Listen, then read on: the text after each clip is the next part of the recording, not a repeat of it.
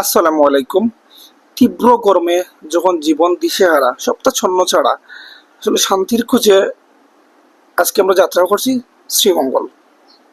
যে শ্রীমঙ্গল শীতর জায়গা, শীতর শহর, দেখা যাক হয়তো গেলে কিছুটা শান্তি পাওয়া যাইতে পারে। তো আজকে আমরা আছি শ্রীমঙ্গল। তো শ্রীমঙ্গল আইয়া যখন লাউয়াছড়ার রোড দিয়া ঢুকা মাত্র শ্রীমঙ্গলের যে বাগানোর দৃশ্য দেখি আসলে গাড়ির ভিতরে থাকি কিছুটা মানসিক শান্তি পাইলাম। কিন্তু ভাই, সিলেট শহরও জেলা গরম, শ্রীমঙ্গল শহরও একই গরম, কোনো তারতম্য নাই। ভাবছিলাম যে শ্রীমঙ্গল শহরও শীতের সময় বেশি শীত পড়ে বা এমনিতেই ঠান্ডা পাওয়া যায়। সো হয়তো বা শ্রীমঙ্গল গেলে কিছুটা শান্তি পেতে পারি, শারীরিক যে শান্তিটা আছে। কিন্তু না, গরম প্রচুর। তো ফাইনালি আমরা আইছি রাবার বাগানও। আমরা ফার্স্ট স্টপেজ হইল গিয়া রাবার বাগান। রাবার বাগান মাঝে অতিরিক্ত ছায়া আছে, ভাবলাম ছায়ার মাঝে খাড়াই একটু ব্রেকফাস্ট করিলাই। আমার বন্ধু ফাহাদ টাইম লাগি গেছে না আমার লগে লাগাত।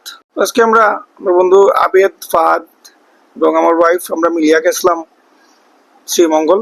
দেখতে পারে রাবার বাগানের সৌন্দর্যটা আসলেও খুব সুন্দর রাবার বাগানটা। এবং রাবার বাগানে যাওয়ার পরে কিছুটা ঠান্ডা পাইছি, কারণ ঠান্ডা পাইলাম অনেক যদি বাতাস থাকতো। কিন্তু ভাই, বাতাস তো দূরের কথা, গাছের একটা ফাতা লড়েরও না ফোড়েরও না। সো আরাম কোন জায়গা পেতে। যাই হোক, আমরা সিঁড়ি বাইয়া বাইয়া গিয়া টিলার উপরে, সিঁড়ি বাইয়া বলতে একটা গাছের ন্যাচুরাল সিঁড়ি। এরপরে রাবার বাগানোর যে রাবার, তারা যেন থেকে রাবার সংগ্রহ রোদুকা রাবার গাছের খসটা ফোড়ের, বাট তারা বাটিটা উল্টাইয়া রাখছে, জানি না হইতে পারে আমরা কিতার লাগি, হয়তো এই খসটা হয়তো কোনো কাজও লাগতো না, যার কারণে খসটা তারা রাখেন না। তো ওগুলো গিয়া বাগানটা কি তারা রাবার সংগ্রহ করার ফার্স্ট প্রসেস। এরপরে আমরা ব্রেকফাস্টর লাগি রেডি হইলাম। তো আমরা ব্রেকফাস্ট আমরা লগে করে লইয়া আইছিলাম। উদ্দেশ্য আছিল গাড়িত বইয়েও খাইলিমু, বাট গাড়িত বইয়া খাওয়া হয়েছে না, কারণ গরম লাগি যে খাইতাম এই মন মানসিকতাটাও নষ্ট হয়ে গেছিল। তারপরে ফাইনালি আমরা ভাবলাম যে রাবার বাগানো টিল্লার উপরে উঠিয়া মনের শান্তিতে খাওয়া যায়। টিল্লার উপরে উঠার পরে দেখি বিশাল বড় চা বাগান। এর মধ্যে চা বাগানো যারা থাকে ওদের কিছু বাচ্চার লগে হঠাৎ করে দেখো এগুলো, তো তার লগে একটু খুনসুটি, একটু মজা হলো। अब हम लोग बुलबुलिया में हैं और ये है बुलबुलिया का बासिंदा है। हम लोगों ने मिलकर उनके साथ एक सेल्फी मनाया था। यहाँ आ जाओ और एक सेल्फी मनाओ। বাচ্চাগুলোর লগে ভিডিও যে সময় করা হয়েছিল তখন যে বুড়বুড়িয়া আমি উল্লেখ করছিলাম, আসলে এই জায়গাটার নাম আছিল বুড়বুড়িয়া। এই রাবার বাগানের উপর যে চা বাগান, যেটা বুড়বুড়িয়া বলে তারা উল্লেখ করে, যার কারণে আমি বুড়বুড়িয়া নামটা হয়েছি। বাচ্চাগুলোর পারমিশন লইয়া আমি আসলে ভিডিওটা করছি। সো কেউটারে সিরিয়াসলি নিবা না। আমরা খানির ফালা, খানির আগে একটা মোনাজাত করিলাই। أمنا أنفسنا وإن لم تغفر لنا وترحمنا لنكونن من الخاسرين يا الله الله আজকে যার উচিলা আমরা এই আখনি খাইতাম আসলাম রাস্তার খিচুড়ি করলো না পেটে বেদনা, কিন্তু অনেক আখনি খাইতাম গ্রান্ড পেট পড়ে গেছে, খাওয়া লাগে না। তা না তোর মাঝে বরকত দিও, তার ঘরের মাঝে বরকত দিও।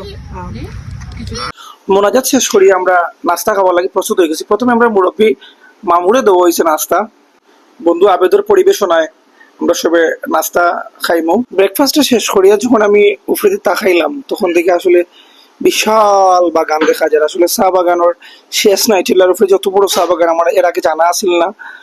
ফার্স্ট টাইম আমি টিল্লার উপরে উঠছিলাম গিয়া রাবার বাগানের, খুবই সুন্দর। এবং উপরে তাকে দেখো রাবার বাগান দেখতে মাশাল্লাহ কত সুন্দর লাগে। আর চা বাগানের আমি শেষ মাথা আসলে চোখে দেখতে পারছি না, একেবারে ঔমাতা থাকি হৌমাতা কোনো কিছু দেখা যান না। সমুদ্র জেলা বিস্তৃত, এই বাগানটা হলো বিস্তৃত, কোনো শেষ খুঁজিয়া পাইছি না আমি বাগানের। প্রচুর বড় বাগান, প্রচুর বড় মাশাআল্লাহ। পরে আমরা লামিয়ে আইলাম, যেহেতু আমরা আজকে উদ্দেশ্যহীন যাত্রা লইয়া শ্রীমঙ্গল আইছি, মানে কোন জায়গায় যাই মুইটা সিলেক্ট করা হইছে না, জাস্ট আমরা শ্রীমঙ্গল যাই মুইটা জানতাম। এবং শ্রীমঙ্গলের প্রতি ইচ্ছা আসলে শ্রীমঙ্গলের প্রত্যেকটা স্পটও, কিন্তু গরমের কারণে আসলে যাওয়া হয়েছে না। আমরা উদ্দেশ্য করছি দার্জিলিং টিল্লা যাইতাম।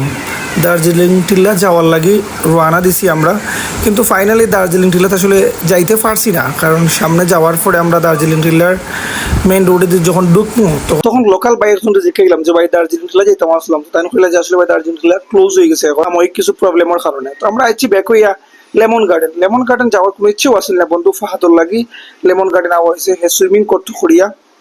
কিন্তু আমি জানি লেমন গার্ডেন আওয়াটা বাক্য আছে, আমার কাছে পার্সোনালি ভালো লাগে না লেমন গার্ডেন। তোমরা আজকে সুইমিং পুল দেখতে পারা।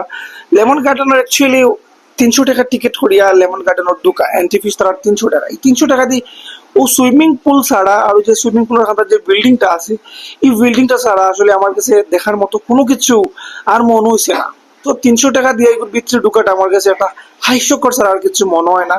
প্লাস সুইমিং করতে লাগে 200 টাকা। আমরা ইসলাম সুইমিং করার উদ্দেশ্যে, বাট সুইমিং করা হয়েছে না কারণ অতিরিক্ত মানুষ দেখে আসলে আর নামা হয়েছে না।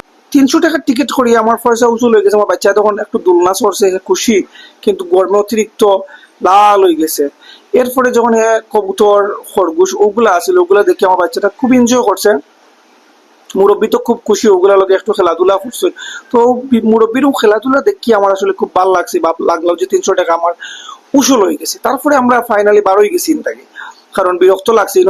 জাস্ট হাফ এন আওয়ারের মতো আসলাম। আমার সময় যে ফেন্সুগঞ্জের যে বিদ্যুৎ কেন্দ্র আছে ওটার সাইডে দিয়ে যে ফানি হয়েছে, এই ফানি দেখতে লাগলো যে ফ্রিতে অত সুন্দর দেখলাম, তাহলে কিতা লাগে আমরা এই লেমন গার্ডেনে গিয়ে ঢুকলাম। কত সুন্দর ভিউ, ক্যামেরার মধ্যে অতটা সুন্দরই আর না, কারণ আমি গাড়ির ভিতরে থেকে ভিডিওটা করছি।